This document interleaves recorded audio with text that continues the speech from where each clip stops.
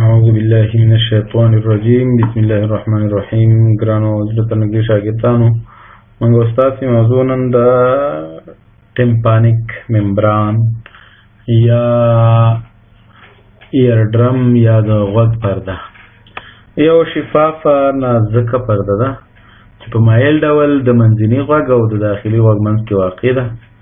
دوه سطحې لري، یوې خارجي سطحه یا ایکسټرنل سرفیس او یوې داخلي سطحه یا انټرنل سرفیس. دا خارجي سطحه چې د پوستکي په واسطه باندې تقریبا د نازکه پوستکي په واسطه باندې پوښل شوې ده، او بل داخلي برخه ده یا انټرنل سرفیس دی، داخلي سطحه یا داخلي سطحه چې دا محدبه ده او دې پورې د هډوکي یا د میلیس هډوکي یو برخه دې پورې وصل ده، چې دغه کوم ځای پورې چې وصل ده دې ته امبو وایي، UMBO یا امبو. د ټیمپانیک ممبران یا د غوږ د پردې محیطي برخه دا نسبت مرکزی برخې ته زیات دی، یعنی مرکزی تکنیس اف ټیمپانیک ممبران از پرې خدلته یو شی باید اصلاح کما چې په دې کې د ټیمپانیک ممبران تکنیس چې دی په محیطي برخه کې ټیمپانیک ممبران تکنیس از مور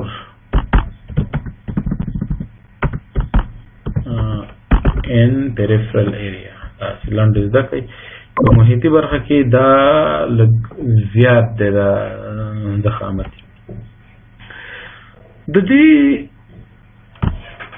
دا کوم ځای چې دوه فولډونه راځي په یو سلکس کې چې هغې ته ټمپورل سلکس ویل کېږي، د هغې په سر باندې یو ناچ وي دلته، یعنې دا د ټمپورل هډوکي په دې سلکس کې چې دا اصلا د ټمپورل هډوکي په ټیمپانیک پلیټ کې موقعیت لري،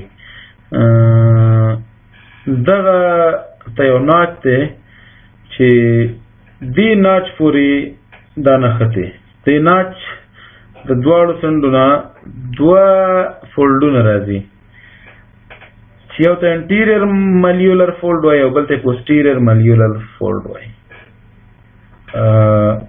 یعنې که تاسو ته لږ نوره واضحه شي، دا خپله د ټیمپانیک غشا ډبلوالی چې د محیطي برخه کې کوم چې د ټمپورل هډوکي په ټمپورل سلکس پورې نښتی دی، چې دا ټمپورل سلکس د ټمپورل هډوکي په ټیمپانیک پلیټ کې موقعیت لري. دلته دغه نو دغه ګروپ چې دی د میزابه دا چې کله ختمیږي یو ناچ ورکوي، دا ناچ چې کله ورکو دې ځای کې دې ځای نه یو دوه فولډونه را شروع کېږي، دوه بانډونه را شروع کېږي چې دا راځي او د ملیس هډوکي چې وروسته یې موږ وایو د دې په لیټرل پروسس یا وحشي راوتنو پورې دې پورې راځي چې د دې دواړو منځ کې چې کوم برخه جدا کېږي دې ته پارس فلاسیډا وایي، کومې چې یعنې د دواړو منځ کې چې کومه موجوده دې ته پارس فلاسیډا وایي. د دې پارس فلاسیډا په مخ کې کورډې ټیمپانی موجوده ده. چې موجود دی کورډې ټیمپانی، دا ساختمان ترې نه داسې تېر شوی کراس کړی دی، او دا په یاد ولرئ چې پارس فلاسیډا نسبت پارس ټینسا ته چې دا اوس بله برخه یې وایو چې د دې دواړو منځ نه چې بیروني برخه کوم پاتې کېږي هغې ته پارس ټینسا وایي. دا پارس ټینسا چې ده دا د ټیمپانیک دا ډېره کشش لاندې ده، نو ځکه ورته پارس ټینسا وایي. دا نسبت پارس فلاسیډا ته ډېر د څرې کېدو وړ ده، او دا وبخښئ دا فلاسیډا پارس فلاسیډا نسبت ټینسا ته دا ډېر د څرې کېدو وړ ده.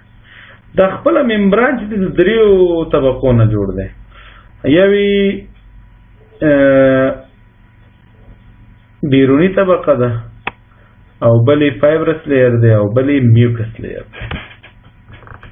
دې ساختمان ته اوس که تاسو وګورئ دغه یو ملیولر فولډ دی او دا بل ملیولر فولډ دی، دا یو ملیولر فولډ دا بل، د دې منځ کې چې کومه بیلیږي دې ته ویل کېږي پارس فلاسیډا، دا بل دا پارس ټینسا. دا دغه هډوکی دی ملیس هډوکی دا هینډ دی د لیټرل پروسس دی د لانګ لیم د انکس دی بیا او د امبو دی هغه کې چې ورسره نښتې ده.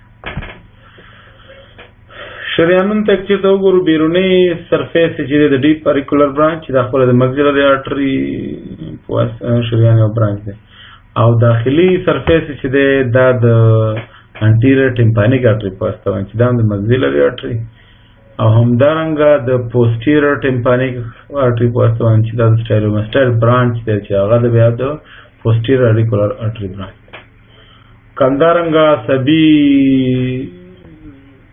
تاسې ته وګورو نو خارجي سطحه چې دا د ایکسټرنلي یا خارجي برخه چې دا د پوسټیریور سوپیریور پارټ چې دی دا بیا د اریکولر برانچ دی دس نرف او د دې سفلي برخه د انټیریور انفیریور پارټ دی د اریکولو ټیمپورل نرف په واسطه باندې تعریف شوی او داخلي سطحه چې دا د ګلاسوفرنجل په واسطه باندې ټیمپانیک برانچ ورکوي په واسطه باندې تعریف شوی. دلته تاسو ګورئ مګزیلري آرټري نه دلته برانچونه کې سرکمفرنشل برانچ دی ریډل برانچ نه داسې ورکوي د دې شاوخوا ته. نو موږ تاسو ویلې د دې مګزیلري آرټري ته او د نور نه وینس ډرینیج چې دی دا بیرونی سطحه چې د ایکسټرنل جګولر وین کې وینس وي او انټرنلی چې دی دا د ټرانسورس ساینس او وینس پلکسس د ټیوب شاوخوا د دې په واسطه باندې د دې د وریدي وینس څنګه کېږي تخلیه کېږي. لیمفاټیک چې د پری اریکولر لیمف نوډ او ریټروفرنجل لیمف نوډونو څنګه کېږي تخلیه کېږي. دا یو عصبي لاند ډول کې چېرته موږ وګورو دا د اریکولر ټیمپورل برانچ د منډیبولر ډیویژن اف ټراجمینل نرف ملتبر کې راځي اریکولر برانچ اف ایګس نرف انډور نرف ته فیشل دا ان دې په ټول په واسطه باندې څنګه کېږي تقریبا تاسو کې خو میډیل برخه چې دا یوازې د فرنجل نرف په واسطه خپل اډیټوري ټیوب چې دا یو د فارنګیو ټیمپانیک ټیوب وایي سټریچن ټیوب وایي ورته دا منځنی غوږ د نازوفارنکس سره وصلوي 4 سانتي متره اوږدوالی لري دوه برخې لري یو هډوکانۍ برخه ده او بلې کارټیلاجینس برخه ده. موږ تاسې به اول هډوکانۍ برخه ووایو. هډوکانۍ برخه چې دا د ټیوب درېیمه خلفي وحشي برخه یا پوسټیریور برخه جوړه کړې ده او 12 ملي متره اندازه لري اوږدوالی لري او دا د ټیمپانیک پلیټ سره نږدې په ټیمپورل بون کې د ټیمپورل بون په پیټرس پارټ کې موجوده ده. د دې لیټرل برخه چې ده د دې وحشي طرف ټیوب چې دی دې برخه او پراخ هم ده او د میډل ایر په انټیریور وال کې داخله کېږي او میډل برخه چې ده دا نیرو وې تنګه ده او دا د کارټیلاجینس پارټ سره څنګه کېږي وصلېږي یعنې بوني پارټ یو طرف د انټیریور وال کې داخله د غیږ ته اوپن کېږي او بله برخه چې د کارټیلاجینس سره وصل کېږي. بخپله بیا کارټیلاجینس چې ده دا یې دوهمه قدامونسي برخه ده یا انټیریور میډل پارټ دی چې دا 25 ملي متره اوږدوالی لري او دا په هغه ګروپ کې موجوده ده کومه چې د سفیناید هډوکي ګریټر وینګ او د ټیمپورل هډوکي د پیټرس پارټ منځ کې جوړېږي. چې تاسو دلته وګورئ دا یو ټیوب دی دا د غوږ نه میډل ایر نه راغلی دی او د فیرنکس نه دی فیرنکس ته راغلی دا وګورئ دا یې بوني پارټ دی او دا یې بیا کارټیلاجینس پارټ دی د دواړه څنګه شوي دي مسل شوي. بله موږ یو بله اصطلاح ویلې وه ماسټاید انټرم. ماسټاید انټرم ما تاسو ویلې چې دا یو وړه ساحه ده ګرده غوندې هوا نه ډکه د ایر فیلډ ده چې د ټیمپورل بون په پیټرس پارټ کې خلف ته واقع ده.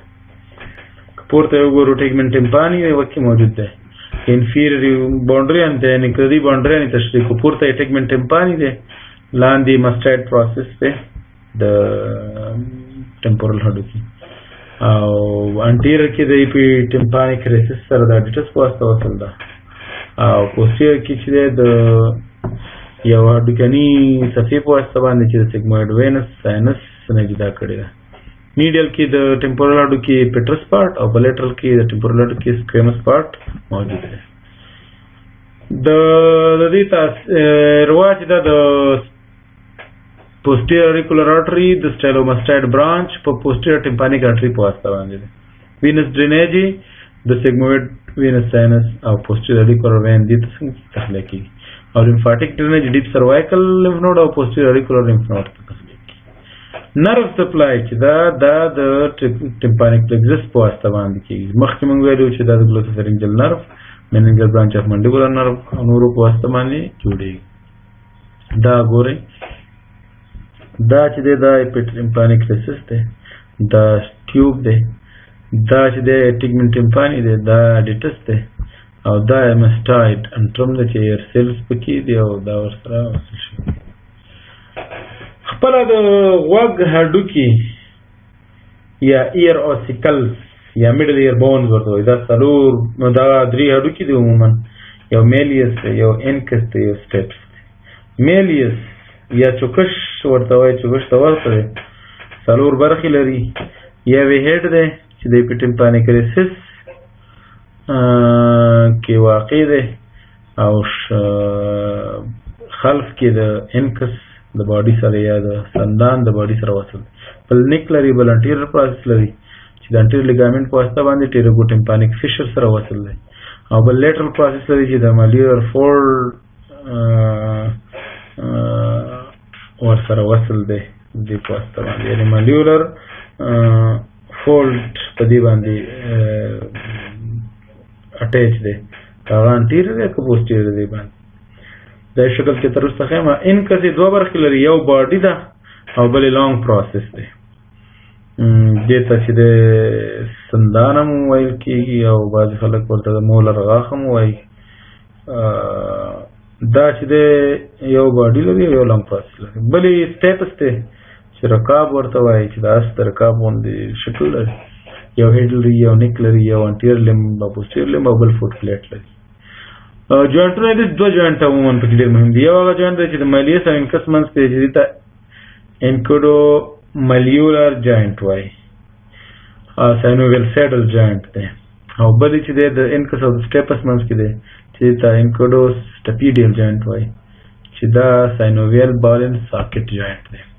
دې شکل ته اوس وګورئ ښه پوهېږي. دا میلیس دی دا هیډ دی دا نیک دی دا انټیریور پروسس دی پوسټیریور پروسس دی منیګریم دی. لانګ پروسس هم باندې ورته وایي. دا انکس دی دا باډي ده دا شارټ پروسس دی دا لانګ پروسس دی دا ایډنټیفارم پروسس دی دا هیډ دی د دې دغه هیډ دی د څه ورته وایي رکاب دا د رکاب برخې دي نور چې تاسو مخکې ویلي. ګورئ یو بیس اف سټیپ دی یا بل چې دی لینټیکولر پروسس دی یا لمب یو دا لمب لري یو دا لمب لري یو دا پروسس دی. جوینټ دلته انکس او د سټپیډس دی نه انکوډو سټپیډل ورته دا جوینټ د انکوډو مالیولر جوینټ. دا لږ نور هم ښه په واضح شکل دا مالیس دلته جوینټ کېږي. دا انکس باډي ده دا لانګ لمب دی دا شارټ لمب دا هیډ اف سټیپس دی دا انټیریور لمب پوسټیریور لمب او بیس اف سټیپس. دا انټیریور پروسس د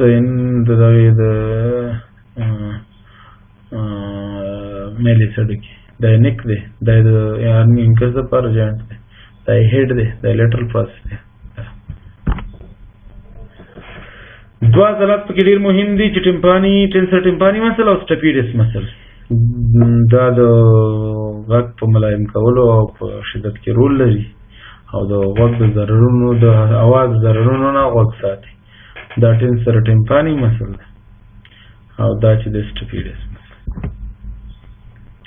لیګامنټونو کې یو سپیر لیګامنټ اف میلیس دی یو پوسټیر لیګامنټ اف انکس دی یو انټیریور لیګامنټ اف میلیس دی. دا عضله ده او دا عضله ده. دا ټینسر ټیمپاني عضله ده او دا چې د سټپیډس عضله ده. تاسو ډېر مهم. ومن الله توفیق.